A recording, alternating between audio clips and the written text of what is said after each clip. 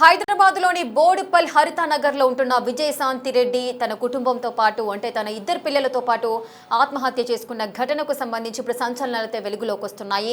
అసలు విజయశాంతి రెడ్డి ఘటనలో ఏం జరిగింది, ఆమె ఎందుకు చనిపోవాల్సి వచ్చింది, తన ఇద్దరు పిల్లలతో పాటు ట్రైన్ కింద పడి చనిపోవాల్సిన అవసరం తనకి ఏముంది అంటూ కూడా ప్రతి ఒక్కరు కూడా ఆలోచిస్తున్న సందర్భాలు నెలకొన్నాయి. మీరు బిగ్ టీవీ స్క్రీన్ పైన చూస్తున్నారు.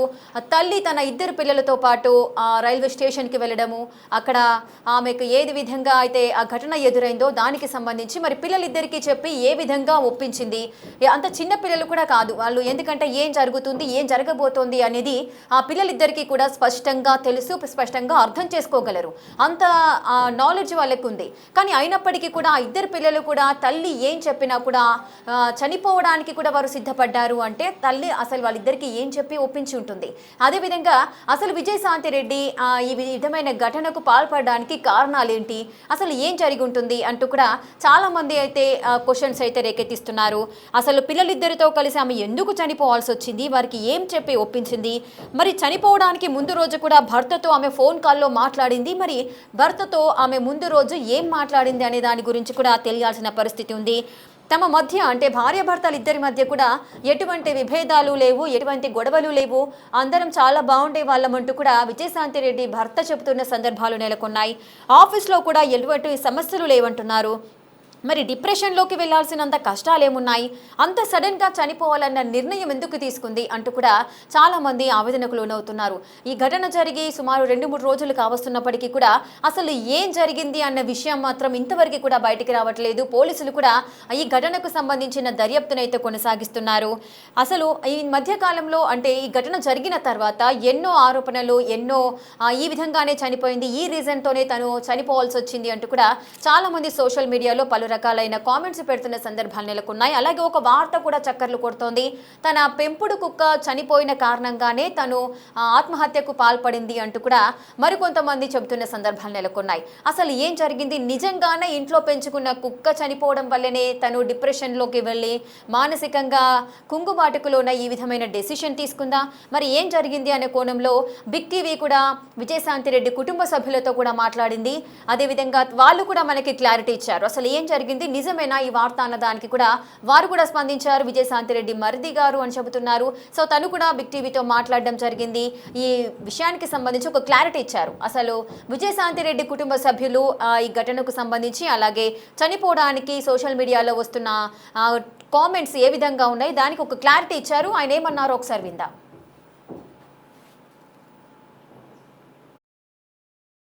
చిరంజీవి గారు, నేను గౌతమి అండి, బిగ్ టీవీ. నేను వచ్చాను కదా.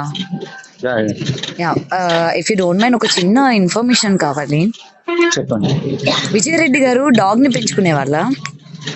లేదు మేడం, డాగ్ మా ఇంట్లో ఇద్దరింతలు డాగ్ లేదేం లేదు మేడం. అంత అవుతుంది అంటే నిన్నటి నుంచి సోషల్ మీడియాలో వైరల్ అవుతుంది, డాగ్ ఉండేది, చాలా ప్రేమగా పెంచుకునే వాళ్ళు, చనిపోయింది, ఆ డిప్రెషన్ కి లోన్ అయ్యారు ఆవిడ అని చెప్పి ఒకటి. మేడం లేదు లేదు, అసలు డిప్రెషన్ అనేది లేదు మేడం. నేను ఉన్నాను కదా మేడం, చెప్పాను కదా మేడం మీకు. అవును, నేను మొన్న సండేనే నేను చేపలు తెచ్చిచ్చాను మేడం.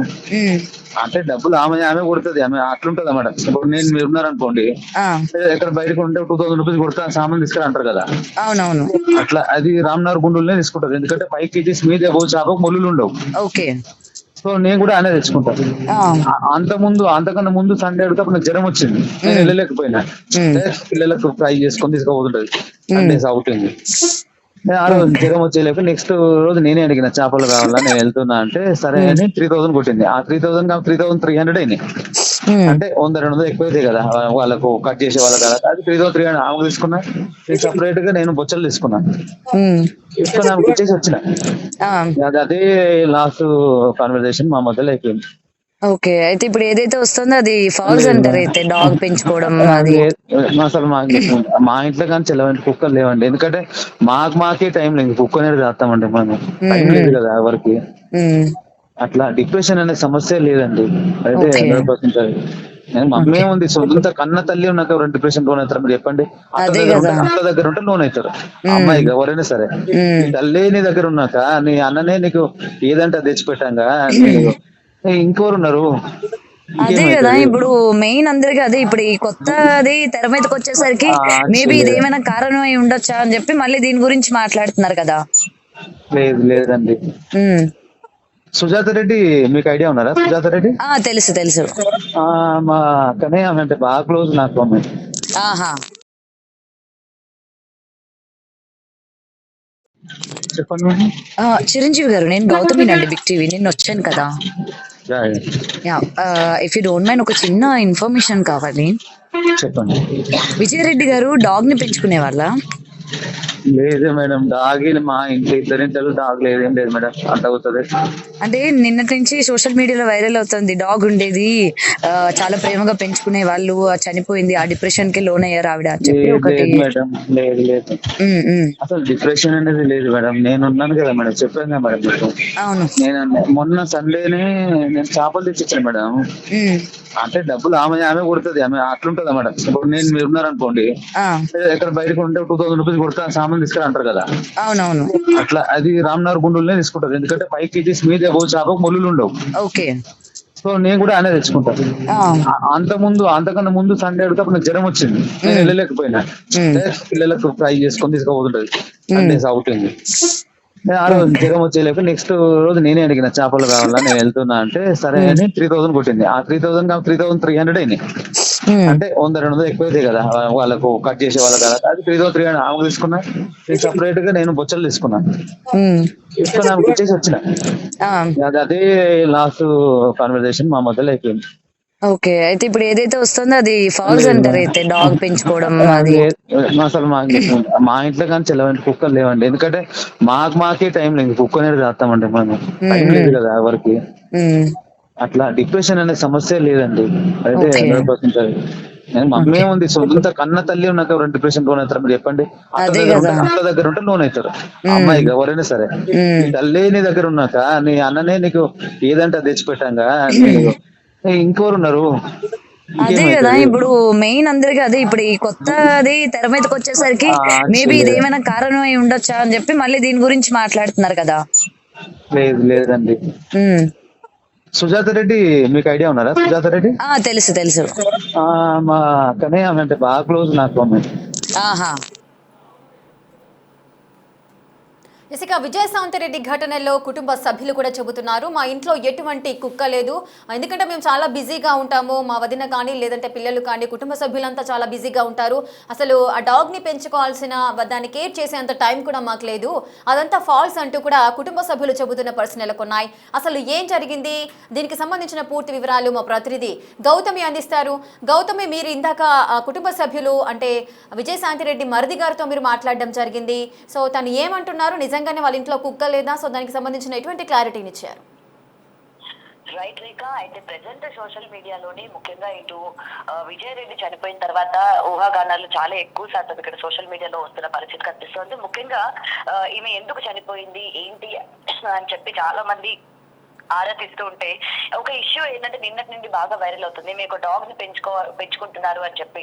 సో అది చనిపోవడం వల్ల అంటే ఈమెకున్న లోన్లీనెస్ కి సంబంధించి ఇటు పిల్లలు కూడా దూరంగా ఉండడం, సో ఒక డాగ్ ని పెంచుకుంటున్నారు ఇంట్లోని, సో అది చనిపోవడం వల్లనే ఈమె చాలా డిప్రెషన్ కి లోన్ అయ్యి ఈ విధమైన డెసిషన్ తీసుకున్నారు అని చెప్పి అయితే ఒక వార్త వైరల్ గా మారింది. అయితే మనం తన మరిదితో మాట్లాడే ప్రయత్నం కూడా చేశాము. అయితే ఎటువంటి డాగ్ లేదు, ఇటు వీళ్ళ అమ్మగారి ఇంట్లో కానీ లేకపోతే అత్తగారి ఇంట్లో కానీ ఎటువంటి డాగ్ కూడా లేదు అని అయితే ఇక్కడ క్లియర్ గా చెప్పడం జరిగింది.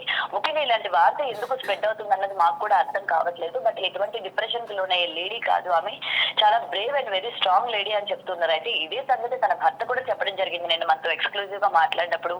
ఆమె చాలా ధైర్యవంతురాలు, ఎందుకంటే పిల్లల్ని తను చూసుకోవడమే కాకుండా ఇటు తల్లిని కూడా చూసుకుంటూ, నేను విదేశాల్లో ఉన్నా కూడా ఫ్యామిలీ అంతటి ఆమె మాత్రమే మొత్తం కూడా టేకప్ చేసేది, ఎటువంటి ప్రెషర్స్ కూడా తీసుకునేది కాదు, చాలా బ్రేవ్ అని చెప్పి వాళ్ళ హస్బెండ్ మాటల్లోనే చెప్పారు. అండ్ ఇవాళ మరిది కూడా అదే చెప్పడం జరిగింది.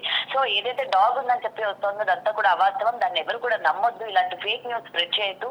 అండ్ ఇప్పటికీ కారణం ఏంటన్నది, ఎందుకు తను చనిపోయింది అన్న కారణాలు మాకే తెలియక మేము ఇంకా కూడా ఆలోచిస్తున్నాము అన్న వివరాలు కూడా ఆయన చెప్పడం జరిగింది. సో ముఖ్యంగా ఈమె లోన్లీనెస్ ఉండడం, లేకపోతే పిల్లలు దూరంగా ఉండడం, ఈ డాగ్ అన్న కాన్సెప్ట్ తెరపైకి తీసుకొస్తే జనాలందరూ కూడా యాక్సెప్ట్ చేస్తారు, లేకపోతే జనాలందరూ కూడా నమ్మే ప్రయత్నం చేస్తారు అని చెప్పి ఏదైతే ఈ కాన్సెప్ట్ డాగ్ అన్నది తీసుకొచ్చారో అది మొత్తం కూడా ఫేక్ అని కూడా తెలుస్తోంది. అండ్ దానికన్నా ఆమె సూసైడ్ చేసుకునే ముందే ఆమెకి ఇష్టమైనవి ఏం కావాలన్నా ఇద్దరికి ఫోన్ పే చేసి అవి తీసుకురావాలి అని చెప్పడం కావచ్చు, ఆయన వెంటనే తీసుకొచ్చి ఇవ్వడం. సో అదే లాస్ట్ కాన్వర్సేషన్ వీళ్ళిద్దరికి నడిచింది కూడా అని చెప్తూ ఉన్నారు. సో ముఖ్యంగా ఆమెకి లాస్ట్ కాల్ ఇటు అన్న దగ్గర నుంచి వచ్చిందని మరికొంతమంది అంటుంటే, లేదు ఆఫీస్ కి సంబంధించి కాల్ వచ్చింది, అంటే ఒక మీటింగ్ కి నేను వెళ్ళాలి అని చెప్పి ఇంట్లో నుంచి తను బయలుదేరిపోయింది అని చెప్పి వాళ్ళ మదర్ చెప్తూ ఉన్నారు. ఇటు వాళ్ళ ఫ్యామిలీ మెంబర్స్ కానీ అడిగినట్లయితే వాళ్ళ అన్న నుంచి కాల్ వచ్చింది అని చెప్పి మరికొంతమంది చెప్తూ ఉన్నారు. మరి ఇంతకీ ఎవరి దగ్గర నుంచి కాల్ వచ్చింది? వాళ్ళ మదర్ కూడా నిన్న మనతో చెప్పడం జరిగింది, ఇద్దరికి కలిపి టీ పెట్టింది, ఆ టైంలో ఆమె ఫోన్ వచ్చింది, మాట్లాడుతూ నేను బయటకు వెళ్తున్నానని చెప్పారు. బట్ పిల్లల్ని తీసుకొస్తున్న విషయం కానీ పిల్లల్ని తీసుకొని వెళ్తున్న విషయం కానీ ఎక్కడ కూడా చెప్పలేదు.